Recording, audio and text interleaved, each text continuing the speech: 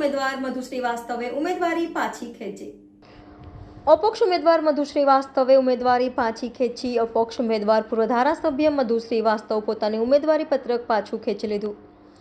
મધુ શ્રીવાસ્તવની પુત્રી નીલમબેને પણ પોતાની ઉમેદવારી પરત ખેંચી લીધી. કોંગ્રેસના ઉમેદવારને પોતાનું કર્યું સમર્થન. વાઘોડિયા 136 વિધાનસભા પેટા ચૂંટણીમાં ગરમાવો. બાકી રહેલા વિકાસના કામો કોંગ્રેસ સાથે રહીને પૂર્ણ કરીશું. આજે તમારી દુકાન ચાલવાનું છે, કાલ દુકાન ચાલવાનું નથી.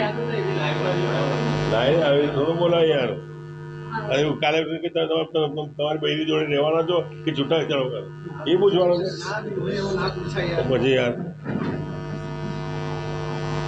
મધુભાઈ શું કહેશો કે જે રીતે ક્ષત્રિય સમાજમાં હાલ આંદોલન ચાલી રહ્યા છે, આપ ક્ષત્રિય સમાજને ટેકો કરવા માટે ક્ષત્રિય જે ઉમેદવાર છે એની સાથે આપ જોવા મળ્યા છો, શું કહેશો આપનું? ક્ષત્રિય સમાજ માટે હું જ્યારે બી ચૂંટણી વાઘોડિયામાં લડ્યો છું, ક્ષત્રિય સમાજના આગેવાનોથી, આદિવાસીના આગેવાનોથી અને ઇતર કોમના લોકોના આગેવાનોથી હું ચૂંટણી જીતતો આવ્યો છું. 6 વખત જીત્યો છું.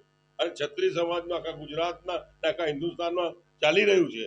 એટલે ક્ષત્રિય સમાજમાં છું.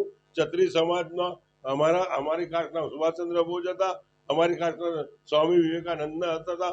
અમે ક્ષત્રિય સમાજમાં આવીએ છીએ એટલે અમે ક્ષત્રિય સમાજને સપોર્ટ કરીએ છીએ અને કોંગ્રેસને ખુલ્લે આમ સપોર્ટ કરવાના. મધુભાઈ, હવે જે વાઘોડિયા વિકાસના જે કામો બાકી રહ્યા છે એ કામો શું આપ કોંગ્રેસ સાથે રહીને પૂરા કરવાના? વિકાસના કામો તો થવાના છે, એને કોઈ રોકવાનું નથી. વિકાસના